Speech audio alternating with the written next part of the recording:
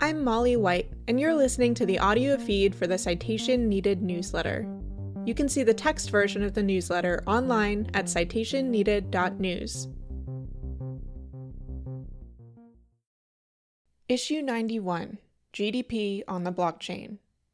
The regulator set to take on primary crypto oversight is down to a single commissioner, and new pro-crypto PACs focus on installing more Republicans in the midterms. This issue was originally published on August 27, 2025. The hollowing out of regulatory agencies has reached a critical point, with the CFTC soon to have just a single commissioner as the crypto industry heavily lobbies for it to become their primary regulator. In normal times, outgoing CFTC commissioners would be replaced by a roughly bipartisan slate of presidential appointees, but Trump has not bothered to nominate any new commissioners besides his controversial pick for chair. With the current CFTC acting chair set to depart after a new chair is confirmed, Trump may hope to exert control over the independent regulatory body by installing a single pawn who will hold unilateral agency control. This regulatory vacuum arises as the crypto industry continues to flex its political muscle into the midterms, with pro-crypto super PAC Fairshake leading all super PACs in 2025 to 2026 fundraising with $59 million raised, giving them a total of $120 million in cash on hand. Though Fairshake portrayed itself as a nonpartisan PAC supporting pro-crypto candidates from both parties last election cycle, some wealthy and powerful industry executives have opted to support explicitly partisan PACs this time around. The Winklevoss twins, who run the Gemini cryptocurrency exchange and are major Trump backers, have poured $21 million into a new super PAC for Trump-aligned pro-crypto congressional candidates, fearing the election of, quote, Democrats who will have power to slow down and interfere with President Trump's agenda. Some powerful Congress members are explicitly encouraging this overt exchange of industry money for congressional allies, like Senate Banking Committee Chair Tim Scott, a Republican from South Carolina, who told attendees of a recent crypto conference, "Thank you to all of y'all for getting rid of Sherrod Brown. He's running again, by the way. Literally, the industry put Bernie Moreno in the Senate." Trump family business interests. Shortly after the announcement that the Trump family's World Liberty Financial would partner with the Alt-5 Sigma Corporation to create a WLFI treasury company, the information reported that Alt-5 key advisor John Isaac was under SEC investigation for falsely inflating the earnings of a family company to pump its stock price. Alt-5 Sigma wrote that, quote, Isaac is not and never was the president of Alt-5 Sigma, and he is not an advisor to the company. Isaac himself also denied the reports, claiming, quote, I am not under SEC investigation mentioned in these reports. He acknowledged that he had previously taken over the predecessor company to Alt-5 Sigma, called Jan 1, in a hostile takeover, but that he is now merely a, quote, large shareholder. However, Isaac remains a party to an ongoing SEC case that names Jan 1 and Live Ventures, where Isaac is currently CEO. Furthermore, Isaac has been a consultant to Alt-5 since March 2024, in an agreement intended to last 2 years. The Trump family's crypto web is only getting more tangled, as Trump family-linked companies are further entwining themselves with various crypto ventures. Trump majority-owned Trump Media and Technology Group, creator of the Truth Social platform, announced a joint venture with Singapore-based exchange Crypto.com.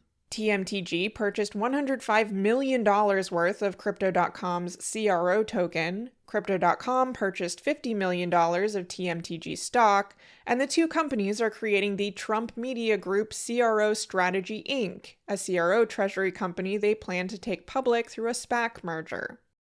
In February, Crypto.com contributed $10 million to the MAGA Inc. Trump Super PAC.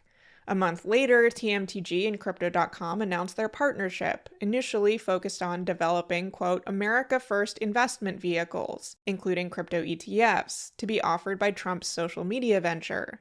3 days after the partnership announcement, Crypto.com said the SEC had dropped an investigation into the company. This will be either the fifth or sixth Trump family-owned or linked crypto treasury company, in addition to American Bitcoin, Trump Media and Technology Group, which itself acquired a substantial Bitcoin treasury earlier this month, Metaplanet, and Alt5 Sigma. Donald Trump Jr. was previously a major shareholder in Thumbs Up Media. He sold some or all of his shares, though some crypto news outlets continue to describe him as involved with the company. Donald Trump Jr. has become a strategic advisor to Polymarket, the crypto prediction markets platform, after a reportedly, quote, double-digit millions of dollars investment by 1789 Capital, the venture capital firm where he's been a partner since his father's 2024 election victory. Polymarket surged in popularity during the 2024 elections, drawing billions of dollars in bets on the presidential race, with some figures in the crypto and political world suggesting that betting markets are more reliable than polls, experts, or news media. Donald Trump Jr. echoed this sentiment in a statement about his new role. Quote, Polymarket cuts through media spin and so-called expert opinion by letting people bet on what they actually believe will happen in the world. In regulators, crypto lobbying groups have written a letter to President Trump, reiterating their support for his nomination of Brian Quintenz as CFTC chair. His confirmation, they write, is, quote, essential to accomplishing the proactive agenda your administration has established to ensure a golden age for digital assets in America. The letter praises Quintenz for his, quote, forward-looking vision of this transformative technology. It makes no mention of his recently released emails with CFTC employees, obtained via FOIA request, which lawmakers and crypto industry figures have said raised serious questions about possible ethics violations. Quintenz's nomination was scheduled for a vote in front of the Senate Agriculture Committee in late July, but the vote was canceled twice. One of the cancellations was at the request of the White House, which did not elaborate on its reasoning for the delay. Regardless of Quintenz's confirmation, the normally 5-person CFTC commission is about to be down to 1 person. Democrat Kristen Johnson, one of the 2 remaining commissioners, announced in May that she was planning to leave, and she will do so next week, leaving only Commissioner and Acting Chair Pham behind. However, Pham has said that when Quintenz is confirmed, she too plans to resign. Though the commission is normally roughly bipartisan, with a rule prohibiting more than 3 of the 5 commissioners coming from a single party, there are questions whether Trump will bother to appoint any Democratic commissioners, or any new commissioners, at all. Johnson published outgoing remarks, warning, quote, in a moment when such significant changes to markets and market structure are contemplated, I am concerned that the expert staff at the commission receive the support and investments needed to be successful. In advancing an agenda in the name of growth, it is critical not to dismantle the foundational resilience that supports financial stability and protects the broader economy. In every instance, consistent with our mission, regulation or any efforts to deregulate or streamline regulation should not leave customers or markets vulnerable to fraud. Meanwhile, Acting Director Caroline Pham has announced another crypto sprint at the agency, explaining, quote, the administration has made it clear that enabling immediate trading of digital assets at the federal level is a top priority. As she signals her plans to implement the industry-friendly rulemaking outlined by Trump in his crypto executive orders, Bloomberg spoke to a large group of insiders who describe a, quote, regulator in disarray. Bloomberg notes the agency has brought just 1 new enforcement action since Pham's takeover, against a futures trader in parallel with criminal action from New York prosecutors, compared to over a dozen over the same period last year. International regulators and exchange industry groups have urged the SEC to pump the brakes on tokenized stocks, stating, quote, these products are marketed as stock tokens or the equivalent to stocks when they are not. They encourage the SEC to apply securities laws to tokenized stocks, establish clear rules for the asset class, and prohibit marketing tokenized assets as equivalent to stocks. In Congress, as the Treasury Department begins the comment process on stablecoin rulemaking, as directed by the newly enacted Genius Act, banking and consumer protection advocates are urging Congress to take a second look at the law. A group of state legislators and financial regulators, consumer advocacy groups, and banking organizations have co-signed a letter urging Congress to remove Section 16D of the Genius Act, which they fear introduces a loophole into states' licensing and oversight strategies for uninsured depository institutions. Quote, ignoring state law in this regard invites regulatory arbitrage, allowing certain uninsured depository institutions special privileges to operate across state lines as federally insured banks currently do, but without the panoply of regulatory and supervisory requirements or limitations on preemption applicable to those institutions, they write. In separate letters, a group of banking organizations expressed concerns about a, quote, payment of interest loophole in the bill that could allow stablecoin issuers to easily bypass the bill's restrictions on paying interest or other forms of yield.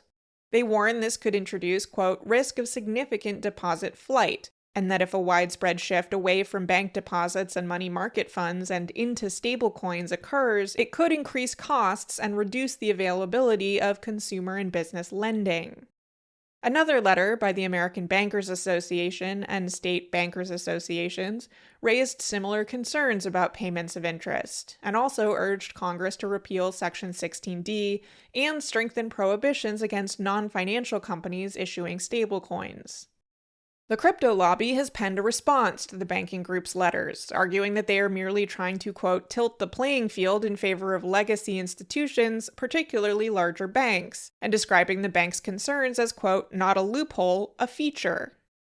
Senate Banking Committee Chair Tim Scott, a Republican from South Carolina, has been speaking optimistically to crypto audiences about passing the Senate's version of a crypto market structure bill by the end of September. This bill, still in discussion draft form, is the Senate's alternative to the Clarity Act that passed the House in July. Scott claimed that 12 to 18 Democrats are, quote, at least open to voting for the bill, but, quote, the forces against it, let me just say clearly, like Senator Elizabeth Warren, standing in the way of Democrats wanting to participate, it is a real force to overcome. Even if the Senate passes their market structure bill, it differs significantly enough from the House's Clarity Act that it would need a separate House vote or a conference process.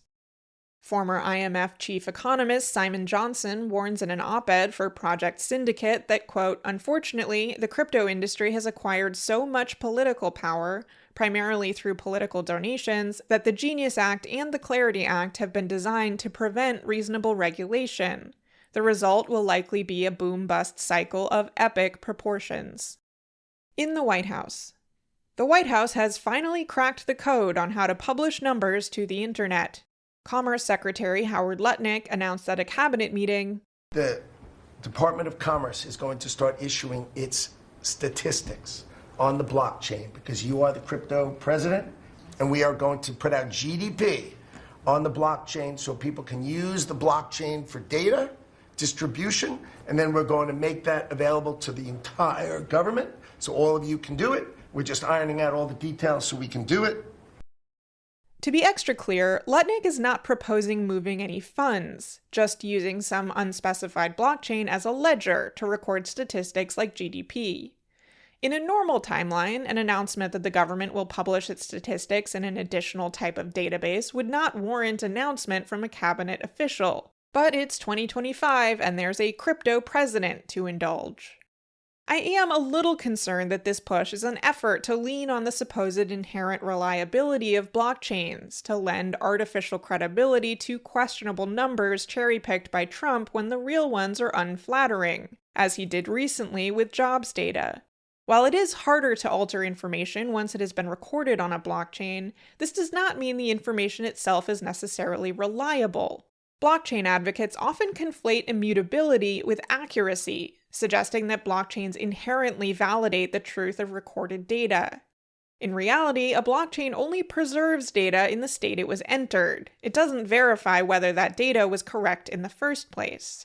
I may be ascribing a far greater degree of forethought to Lutnick's announcement than it deserves, though. Maybe our Commerce Secretary is actually just making sure he tackles the top priority of making sure polymarket bettors can bet on the future GDP without needing to rely on an oracle. The Federal Reserve Board has ended its Novel Activities Supervision Program, created in August 2023 to apply enhanced supervision to crypto-related activities and fintech partnerships with non-banks. The Fed portrays the decision as merely a move to fold such supervision back into their normal supervisory processes, though crypto media outlet CoinDesk characterizes the change as a continuation of its, quote, relaxation of crypto oversight. This change has been rather overshadowed by a more serious attempted shakeup at the Federal Reserve Board, as President Trump has tried to fire Lisa Cook, one of its 6 current members. Members can only be fired for cause, and Trump claims a letter from Federal Housing Finance Agency Director William Pulte to Attorney General Pam Bondi alleging that Cook, quote, potentially committed mortgage fraud, provides such cause. The investigation into Cook's mortgage is part of a string of inquiries by Pulte into mortgage applications by prominent Democratic enemies of Trump, which have also targeted California Senator Adam Schiff and New York Attorney General Letitia James. None of the 3 have been charged with crimes. Cook issued a statement that, quote, President Trump purported to fire me for cause when no cause exists under the law and he has no authority to do so. I will not resign. I will continue to carry out my duties to help the American economy as I have been doing since 2022. She has indicated that she is willing to fight the removal in court. The attempted firing is another escalation in Trump's fight with the Federal Reserve, an independent federal agency he has nevertheless been attempting to influence. Trump had previously privately indicated to Republicans in Congress that he would likely try to fire Federal Reserve Chair Jerome Powell, which he also likely can't do, but later denied saying so. Trump has heavily criticized Powell, saying, quote, he's a terrible Fed chair. I was surprised he was appointed, falsely claiming Powell was installed by Biden. Powell first joined the Federal Reserve Board under Obama, and it was Trump who nominated Powell to the chair position. Powell was reconfirmed under Biden in 2022 after his term expired. Trump has also made unsubstantiated insinuations that Powell might have committed fraud related to a costly Federal Reserve headquarters renovation. Former Digital Assets Advisory Council Director Bo Hines didn't spend long looking for work after he abruptly announced on August 9 that he would be resigning and returning to the private sector. Only 10 days later, the revolving door flung him into a position as strategic advisor for digital assets and U.S. strategy for Tether, an offshore stablecoin company that I've previously described as, quote, the most Wild West of the established stablecoin issuers. Hines had helped back the Genius Act, which will largely dictate Tether's future operations in the U.S. The bill also received a stamp of approval from Tether, whose CEO stood in the background as Trump signed it into law. Bloomberg reported a plan by Bitcoin fugitive Roger Ver to pay $30 million in hopes of securing a pardon from President Trump. Ver was charged with tax fraud in April 2024 after allegedly evading around $50 million in expatriation taxes owed after renouncing his U.S. citizenship, and is currently fighting extradition from Spain. According to Bloomberg, Tether co-founder and former Mighty Ducks child actor Brock Pierce schemed with Matt Argall to pitch a plan for Ver's pardon in exchange for a hefty fee. Quote, it's unclear whether Argall and his associates had genuine connections to people with power, much less the clout to persuade them that Ver's pardon was a worthy cause, writes Bloomberg, noting that aside from a LinkedIn picture of him at a campaign event with Robert F. Kennedy Jr., Argall doesn't, quote, appear to have any clear connections to Trump's inner circle. Although Ver may have been interested in the offer early on, one of his lawyers may have warned him off, opining that the claims of high-level connections seemed false. Ver seems to have opted for more reliable lobbyists, like Roger Stone, who I certainly can't argue lacks experience with presidential pardons. Stone is, if nothing else, substantially cheaper than Argall, charging a mere $600,000 to lobby for, quote, ending the exit tax and reform of cryptocurrency tax policy. Ver has also paid $30,000 for lobbying by Sterling Green's Tracy Ackerman on the same subject, as well as, quote, supporting the Make America Healthy Again, or MAHA, agenda, and, quote, criminal justice reform for cryptocurrency-related law enforcement and lobbying for the dismissal of charges against Roger Ver. In the States, Wyoming launched a state-backed stablecoin called FRNT, short for Frontier Stablecoin. Quote, "I don't know how exactly, but this ends with Utah buying Wyoming," wrote a Blue Sky commenter. In addition to giving us crypto mega booster Cynthia Lummis on Capitol Hill, Wyoming has long been hot for blockchain at the state level, including by welcoming decentralized autonomous organizations, or DAOs, to set up shop there with a bespoke legal framework. Illinois is taking a different approach, as Governor J.B. Pritzker has signed 2 crypto anti-fraud bills into law. One is the Digital Assets and Consumer Protection Act, which gives the state's financial regulator more authority over crypto firms and requires companies to implement cybersecurity and anti-fraud measures. The other is the Digital Asset Kiosk Act, targeting cryptocurrency ATMs, imposing registration requirements and caps on transaction fees. It requires ATM companies to limit transactions by new customers to $2,500 to limit damage from scammers who instruct victims to transfer funds using the kiosks, and it requires companies to fully refund scam victims. When announcing the laws, Pritzker slammed Trump for, quote, "letting crypto bros write federal policy." Texas's Utility Commission has sued the state's Attorney General, Ken Paxton, after his office largely agreed with journalists who appealed a decision to deny them access to data about cryptocurrency facilities and their energy consumption. The Utility Commission's lawyers argue that the information can't be released because, quote, "this information could be used by terrorists to plan attacks on Texas's energy grid and critical infrastructure." It's not clear how they plan to argue that this information is any more sensitive than information about power plants, where similar data is publicly available. Cryptocurrency miners in Texas and elsewhere have previously resisted attempts to gain more insight into their energy consumption. In 2024, they blocked an attempt by the U.S. Energy Information Administration to collect energy usage data. The EEI made a second attempt to issue the survey later that year. In elections and political influence. Political fundraising is ramping up for the midterms, and the pro-crypto super PAC Fairshake is number 1 on the list of super PACs by cash raised in the 2025 to 2026 cycle. They've received around $59 million so far and have almost $120 million in cash on hand. This puts them ahead of all other super PACs, including George Soros's Democracy PAC, Elon Musk's America PAC, the Senate Leadership Fund, and the Senate Majority PAC. Most of Fairshake's contributions this period are from Coinbase, $25 million, and Ripple, $23 million.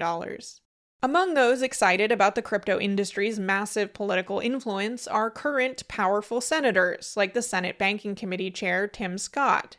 Speaking at the recent Wyoming Blockchain Symposium, Scott said, "I gotta tell you, thank you to all of y'all for getting rid of Sherrod Brown." He's running again, by the way, but literally the industry put Bernie Moreno in the Senate.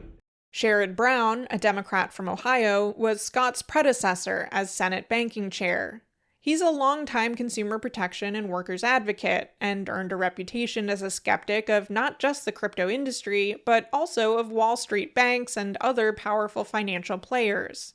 In 2024, Fairshake's largest expenditure was $40 million to support Republican crypto advocate Bernie Moreno, who defeated Brown and secured his own spot on the Senate Banking Committee. Brown has recently announced he will run again, this time to replace Republican John Husted, who was appointed in 2025 to the seat vacated by J.D. Vance. Fairshake may soon have more company than last election cycle. While in 2024, Fairshake operated alongside the Democrat-focused Protect Progress and Republican-focused Defend American Jobs, with all 3 PACs essentially functioning as coordinated arms of the same operation, a new set of crypto PACs have sprung up, including the Digital Freedom Fund, a super PAC. Rejecting Fairshake's strategy of claimed nonpartisanship, this PAC explicitly supports Republicans who will, quote, "help realize President Trump's vision of making America the crypto capital of the world." The newly formed committee has not yet filed any fundraising disclosures, but the Winklevoss twins announced a $21 million contribution. There's also First Principles Digital, a hybrid PAC. This PAC describes itself as a, quote, Republican-led, Republican-focused organization working to elect pro-crypto leaders to Congress. It's affiliated with Cynthia Lummis, a Republican from Wyoming, and has raised $1 million this year so far, entirely from the Winklevoss twins, except for a $5,000 contribution from Trump crypto advisor David Bailey. First Principles shares leadership with the new America First Digital, a dark money group that aims to, quote, help advance pro-crypto policies and regulations, amplify the efforts of industry champions in Washington, and support ongoing education efforts among key decision makers. The crypto industry has also launched a 501c3 so-called educational nonprofit called the American Innovation Project, which will focus on educating policymakers. Although such groups must by law be cautious about engaging in only minimal lobbying activities, focusing on non-advocacy educational initiatives, I am not confident this will be carefully followed or policed. The group is backed by crypto companies including Coinbase, Kraken, DCG, and others, and funded by DCG and the Cedar Innovation Foundation Crypto Dark Money Group. AI firms are explicitly naming Fairshake's massive spending blitz as a blueprint for their own super PAC, Leading the Future, which seeks to support, quote, pro-AI candidates. The PAC has already received backing from AI companies and executives like OpenAI's Greg Brockman and Perplexity, and venture capitalists like Andreessen Horowitz. Outside the US. As Binance is reportedly lobbying in the US to prematurely remove its anti-money laundering compliance monitor, Australia's financial crimes regulator has just ordered the company's local branch to appoint one. The regulator stated that they had, quote, identified serious concerns with the crypto exchange's anti-money laundering and counterterrorism financing, or AML-CTF, controls, raising questions about how much the global exchange has actually done to rectify the same problems that led to U.S. criminal charges almost 2 years ago. The BitThumb crypto exchange launched a crypto lending program in South Korea in mid-June, quickly attracting around 27,600 customers. Within a month, 13% experienced forced liquidations after crypto prices fluctuated. Korean authorities have announced they will suspend crypto lending until guidelines are established. The Web3 is going just great recap. There were 3 entries between August 14 and August 27, averaging 0.2 entries per day. $141.4 million was added to the grift counter. Better Bank was exploited, though some funds were returned. A Bitcoiner was socially engineered out of $91 million, and BTC Turk was apparently hacked again for $49 million. In the news. Neiman Lab just published a profile of me and my work, titled Independent Journalist Molly White Knows How to Follow the Meme Coin.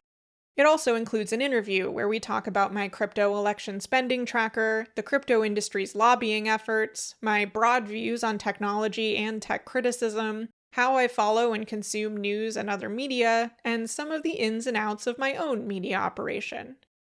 I also spoke to Mariel Padilla at the 19th, which I love, by the way, about the recent dildo-throwing incidents plaguing WNBA players and the broader crypto environment from which it came. That's titled Meme Coins and Misogyny, What the Dildo-Throwing Trend at WNBA Games Can Teach Us. That's all for now, folks. Until next time, this has been Molly White. Thanks for listening to this issue of the Citation Needed newsletter. If you would like to support my work with a free or pay-what-you-want subscription to the Citation Needed newsletter, or if you would like to receive these issues in your email, go to citationneeded.news/sign-up. If you enjoyed the podcast version of this episode, please consider leaving a rating or review in your podcast player of choice.